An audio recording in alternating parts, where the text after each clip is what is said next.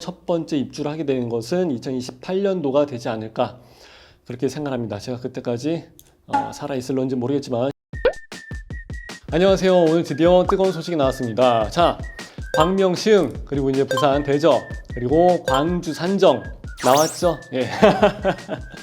3기 신도시 관련된 뉴스가 나왔기 때문에 갑작스럽게 여러분들하고 이야기를 해볼까 합니다. 자, 광명 시흥이죠. 광명 시흥. 그리고 부산에서는 이제 대저지구, 그리고 광주에서는 산정. 이렇게 해서 세 곳을 이제 확정을 했다고 합니다. 아무래도 7만 호가 공급이 되는 광명 시흥이 제일 크죠. 그리고 이제 부산에서는 한 뭐 1.8만 호 정도 나온다고 하고, 광주 산정에서는 뭐 1만 호 정도 나온다고 합니다. 그렇기 때문에 요번에 10만 호가 넘게 공급 대책이 나왔기 때문에 그래도 시장에 좋은 영향을 주지 않을까 그렇게 생각을 합니다.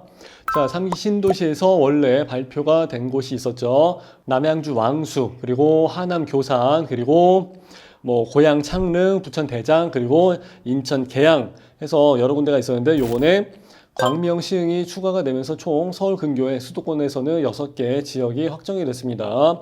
그래서 이제 사람들이 많이 말씀하시는 게 이런 부분이죠. 어디를 청약을 해야 할까요? 그래서 맨 처음에는 하남 교산, 남양주 왕수, 그래서 이제 거의 뭐 남부권이었었죠. 남부권, 동부권에서 쭉 진행이 돼 있었었고, 그리고 이제 서울 서부권으로 해서 뭐 고양, 창릉, 그리고 이제 서부권까지 해서 얘기가 되고 그랬었는데, 이제 서남부권이죠, 여기는. 광명, 시흥, 그러다 보니까 빈 곳 하나를 여기는 이제 커버를 해주는 거 아니냐. 이제 이런 식으로 해서 이제 균형 있게 여러 곳을 발전시켜갖고 많이 수요 공급을 맞춰주는 것 같습니다. 예, 어딜 가더라도 다 좋은 동네고 상당히 입지도 좋고 서울과의 그 접근성도 상당히 좋은 곳인데, 광명, 시흥 같은 경우는 여기 이제 7만 가구가 들어가기 때문에 사이즈가 결코 작지가 않죠. 여기는 여의도 면적의 4배가 넘어갑니다. 자, 여기 같은 경우는 지금 남북 방향으로 해서 신도시 관통을 하게 된 도시철도 GTX-B 들어가죠. 신안산선 들어가죠. 그리고 1호선, 2호선, 7호선에서 이게 청라까지 연결되는 라인이기 때문에 여기 광명 시흥을 지나가야죠. 여기 무조건 지나가야 돼요. 그렇기 때문에 여기 진짜 핫플레이스죠. 예, 선택은 요번에 잘 된 것 같고, 그렇기 때문에 예상을 하신 분들도 아마 여기를 맞추기는 쉬웠을 것 같아요. GTX-B라든지 이런 철도교통 라인은 사람이 많다 할지라도 일단 제 시간에 도착을 시켜주기 때문에 그런 점에서는 상당히 강점이 있을 것 같고요. 또 도로를 확충을 한다고 하니까 이 시간도 많이 단축이 될 것 같아요. 그래갖고 지금 예상을 하고 있는 게 여의도까지 뭐 70분, 50분 걸리던 게 이제 20분, 그리고 이제 서울역까지는 25분 걸린다고 이야기를 합니다. 그리고 강남역까지는 뭐 80분 걸리던 게 지금은 45분 정도까지 해서 줄여지게 되면 거의 한 절반 정도까지 획기적으로 줄여지게 될 것 같습니다. 자, 그리고 이제 부산 대저, 그리고 광주 산정이 있습니다. 부산 같은 경우는 강서구 쪽이죠. 예전에 여의도 국제 신도시랑 같이 해갖고 대저지구도 굉장히 진짜 핫했었어요. 예. 청약을 하러 가서 줄 서는데도 뭐 서울서도 막 내려오고, 예, 그 중에 하나가 저이기도 하고 20시간을 뭐 줄 서 있기도 하고 진짜 핫했죠. 그런 곳이기 때문에 아마 부산 대저도 생각을 하셨던 분들이 많이 계실 것 같아요. 여기 같은 경우는 지금 일반적인 접근성이 좋은 그런 도시로서 그냥 끝내는 게 아니라 자족도시까지 해서 생각을 하고 있는 거예요. 자족도시를 한다는 얘기는 도시 개발 계획을 할 때 완전히 얘기가 달라집니다. 이 안에서 예전에 있던 부산의 구도심 있죠. 그쪽으로 넘어올 필요가 없게끔 그 안에서 모든 일을 다 처리하겠다는 거예요. 그래서 여기는 뭐 생활 편의 시설이 있어야 되는 건 당연한 거고, 이 안에서 일자리 수요까지 다 맞춰서 세팅을 끝내겠다는 얘기죠. 그 얘기는 집값이 더 올라갈 가능성이 농후하다. 그렇게 해서 생각을 해볼 수도 있습니다. 그래서 지금 같은 경우는 부산 김해 있죠. 경전철 그 역사를 신설할 계획에 있고요. 그리고 부산 도심이나 김해 방면으로도 이동을 편하게 할 수 있도록 준비를 하고 있습니다.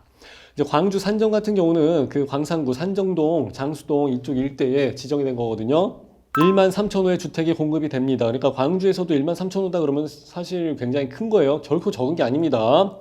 자, 그렇기 때문에 근로자를 위한 양질의 주거지를 여기서 공급을 하고 스마트 물류까지, 청년 창업 플랫폼까지 풀세트로 구축을 하게 될 계획을 가지고 있습니다. 근데 이제 향후 일정을 좀 보셔야 되는데, 23년도에 사전 청약을 실시한다고 하니까 내후년입니다. 조금 시간이 좀 있죠. 그리고 25년도서부터 이제 순차적으로 입주자 모집을 하고 나면 보통 한 3년 정도 잡아줘야 되기 때문에 아무래도 첫 번째 입주를 하게 되는 것은 2028년도가 되지 않을까 그렇게 생각합니다. 제가 그때까지 살아있을런지 모르겠지만 시간이 좀 많이 걸리죠. 예, 근데 일단은 정부에서는 공급책을 장기적으로 해서 생각하고 있다. 그리고 그 규모가 상당히 사이즈가 나온다. 그러기 때문에 무리해서 지금 연끌을 하지 말라. 공급은 충분하다. 이런 사인을 주고 싶었던 것 같습니다. 자, 이제 여러분들과 같이 이제 그 자료 좀 보고 있는데요.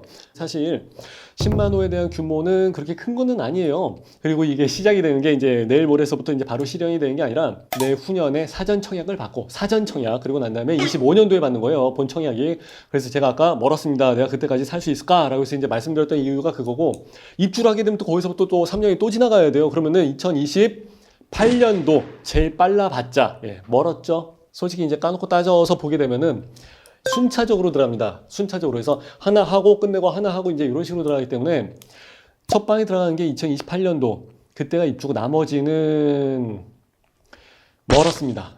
그래도 아무래도 LH, SH 그 사장을 역임하면서 실전에서 실무 뛰신 분이기 때문에 좋은 역량을 발휘하지 않을까 또 한편으로는 또 기대가 되기도 합니다. 자, 지켜보는 걸로 하고요. 자, 그리고 이제 제가 아까 말씀드린 게 그거죠. 앞으로 이렇게 되면 땅값은 계속 올라가겠네요 했잖아요. 그죠? 이제 그런 것들을 차단을 또 해야죠. 그 역할도 분명히 해야 되니까. 그래서 토지거래 허가구역으로서 다 지정을 해버린다고 합니다.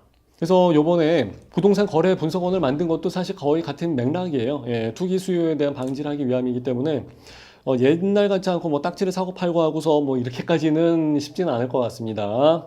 그래서 지금 1차로 해서 발표 나온 거 말고 이거 말고도 15만 호가 계속해서 계획에 잡혀져 있습니다. 그래서 뭐 주기적으로 해서 계속 나오는 물량들이 있기 때문에 공급에 대한 사인은 충분히 인지가 될 것 같습니다.